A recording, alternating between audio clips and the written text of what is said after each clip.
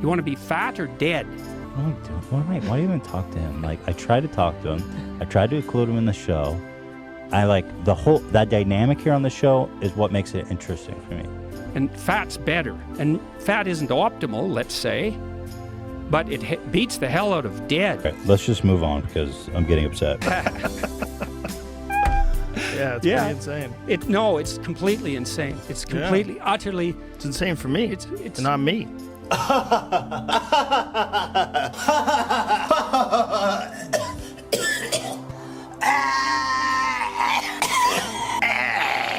That's insane. I've got nails. What the hell's going on there? Never had nails before. Well, what kind of stupid business model is that? He's obviously transphobic, you know. Oh, that hurts. He's probably the worst channel on YouTube. You want to be fat or dead? Right in my pants, I'm gonna shit right in my pants. Do you really wanna shit in toilets forever, forever? Yeah, so that's pretty interesting. You're a psychopath, you're successful, you're ruling over hell. I see what you're saying. So not successful in that he doesn't engage in love and camaraderie and he doesn't have a full full and balanced life. Yeah, but he's got lots of money. He's got lots of money and he's terrified power. people into kowtowing to him. It's good. Yes. You want that? Go ahead, man. It's like heaven. He's dominant. What happens to him? One day he has a bad day. And two subordinate males that he hasn't really been attending to and has been harassing quite a lot, jump him, and they castrate him, and they tear him to pieces.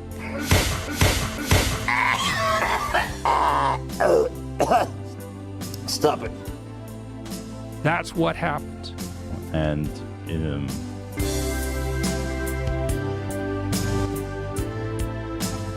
this is one of those impossibly weird stories. You think this is either insane or it's true, because that's the only options. It's not boring. It's either insane or it's true. Okay. And maybe we could start by thinking it's insane, but whatever.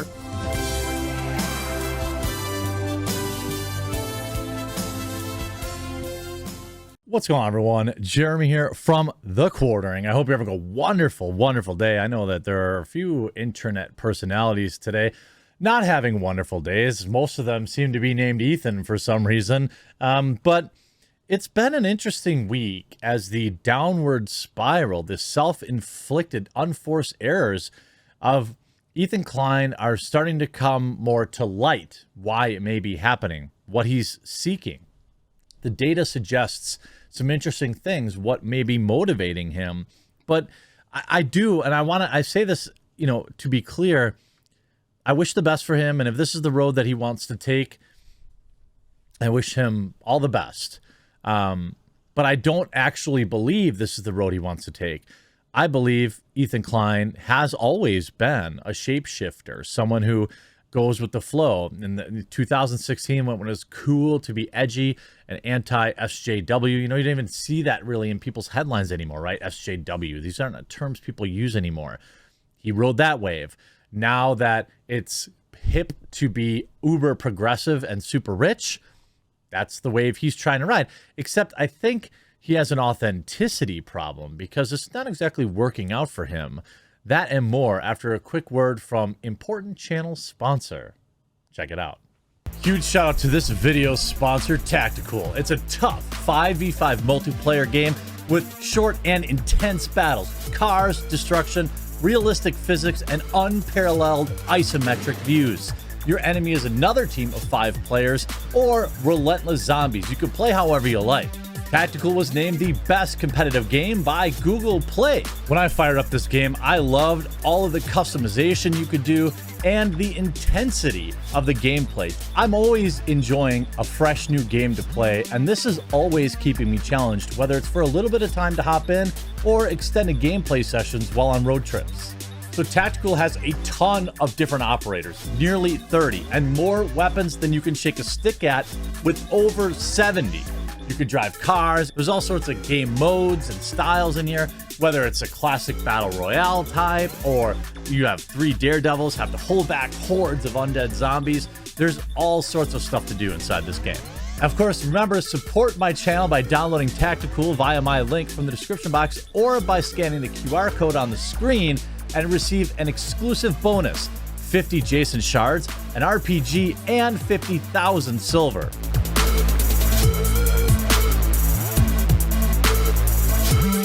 Now, Ethan Klein has been on what can only be described as a path of self-destruction, a path of absolutely obliterating any credibility possible, but also a weird obsession with personal insults to another man's body, fat shaming him for the way his nips look. Apparently, it's really weird. So. And by the way, it would be different if Ethan wasn't so clearly super sensitive about his own weight. But we'll get to that in a second. Because, I don't think it's okay. And again, I've said before, if I've done it in the past, it's not okay that I did it. And I apologize for that. I've grown up a lot. When I was younger, or new to the game, I should say, it wouldn't be uncommon for me to take pot shots at people's looks, but it's really a low IQ, low effort thing that appeals to the lowest common denominator, which is what Ethan Klein really is trying to do here. But after everything, just yesterday, he posted this, Built Different, which is a picture of Joe Rogan. It looks like Blair White maybe, and then a dog, essentially saying he looks fat or something like that. And what's interesting to me is, of course, people laughing at it. Post, here's 5.7 thousand likes. This picture, this is your legacy. I talked about these comments yesterday, but he went on to, so then Jordan Peterson gave it back a little bit to him, and he had a complete meltdown. But hold on, we'll get to that. Here's him again. Joe Rogan, a steroid pinata whose gut is so swollen. He lectures people on health. Joe Rogan, who lives on this other food and HGH with lungs full of tar. He's such a B word. Again, Ethan Klein, billionaires get hair transplants just to look like this. I don't really know who that is. Is that the former owner of the Clippers? He looks, yikes. I know it's a lighthearted whatever, but it's still another comment about someone's appearance. H3 podcast roast Joe Rogan's giant nips. Why? Again, for a guy that literally can't take it, it seems like a weird position to have. So then yesterday, Jordan Peterson tweeted out something about, he responded to Ethan's tweet about, calling his daughter a grifter and all this kind of stuff, saying he never really called him fat. I believe he said something about how the diet that he was on, the carnivore diet or something like that, is good for cutting carbs or something. It's a lighthearted jab, right? But again, this is Ethan Klein picked this fight, okay? And he's like, instead of calling me fat, tell me if you support conversion therapy or not. And we'll get to the hilarious, disingenuous representation that Ethan, it's like he is getting lazier in his thought process. I don't think Ethan is not smart, but he sounds not smart or willfully unintelligent. Then it's writing, here in this tweet, his daughter cowardly erased. Hold on a second. Hold on. Wait a minute. Didn't you just delete 2 Jordan Peterson videos yourself? So if deleting takes is cowardly, well then what is it that you would call what you did? It's remarkable that Jordan, after asking me for specific examples of how he's said that pushed me away, has resorted to calling me fat instead of engaging with valid points I've raised. Family of cowards. You mean like you are with Joe Rogan? Are you... how does your head not explode from being this much of a hypocrite? It is shocking to me that you can't see it. Shocking. Now, here's another hilarious, disingenuous point, okay? So why does Ethan Klein go online and say that Jordan Peterson, for some reason, supports conversion therapy? What is his facts, his receipts, right? It's a single tweet from Jordan Peterson writing, Conversion therapy, in quotations, more moral grandstanding from our juvenile OM, Justin Trudeau. This is the tweet he's saying means that he supports it. Except any moron could read exactly what he's saying, okay? So Justin Trudeau tweets out, as of today, it's official. Conversion therapy is banned in Canada. Our government's legislation has come into force, which means it's now illegal to promote, advertise, or benefit from it. Obviously, unless you're completely brain dead, Jordan Peterson is saying it's moral grandstanding because conversion therapy is not a problem for Justin Trudeau in Canada. It's unlikely to be a major issue in Canada. If it exists, I'm not sure.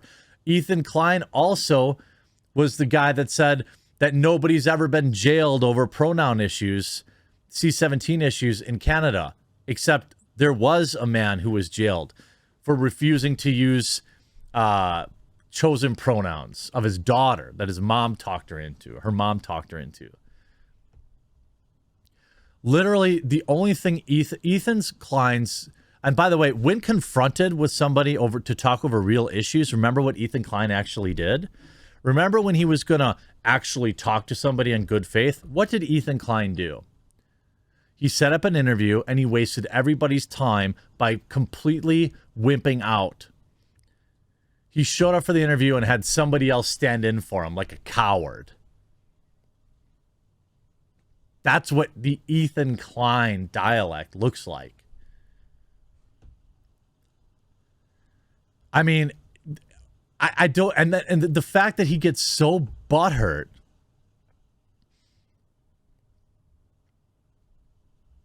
You know what I mean? Like, I don't agree with everything Jordan Peterson says, but I think it's hilarious that Ethan Klein is really worried about the health of other people when he won't take his own seriously.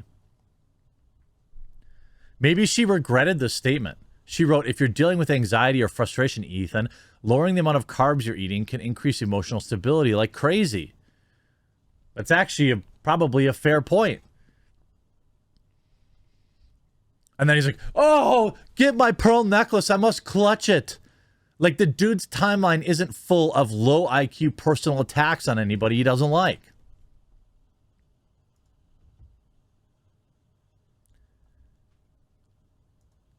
It's so hilarious. But that, I mean, could it be because his podcast is dead? Lost 20,000 subscribers in October, 10,000 lost in November, 10,000 lost in December, 10,000 at minimum and counting lost so far in January. Could it be that his Twitter following, look what happened yesterday after his Twitter stuff again. Lost another 1,100. He averages losing over 300 Twitter followers a day. He's lost 10,000 followers in the last 30 days. And by the way, that's not new. That's not new. Lost 10,000 in December. Lost 8,000 in November. Lost 8,000 in October. Lost 4,000 in September. I mean, he's been in this incredible. Look at what happened back in October. Lost 30,000. September of last year, 28,000 lost. 30,000 lost. 15,000 lost, 7,000 lost, 10,000 lost, 10,000, 21,000 lost. He's lost more followers than I even have unintentional self-own, but it's true. I think the real reason that his meltdown isn't working is simple. The people that he's appealing to, these kind of like modern fake champagne socialists like Hassan, they know he's a fraud. His background is so littered with unacceptable behavior by their standards that he will never actually be one of them.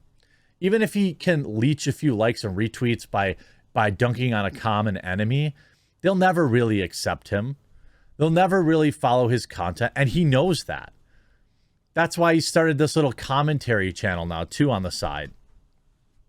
Because his podcast is dead. The highlights channel, right? This highlights channel used to get 15 to 20 million views a month. It got 3 million last month. 0 subs in December, 0 in November, 0 in October, 0 in September, 0 in August. Hasn't gained a single sub in 6 months. So now he's trying to go back and start his commentary career again. And it isn't doing anything for him either. Because people know he's a fraud. He can't keep his own personas straight. And so he flails about on the internet, picking fight after fight after fight, thinking it's going to pick him up some kind of following, but it's just not working. He's hemorrhaging more than he's ever picking up. It's because everyone knows Ethan Klein is a fraud. Hope you enjoyed this video. We'll talk to you again real soon.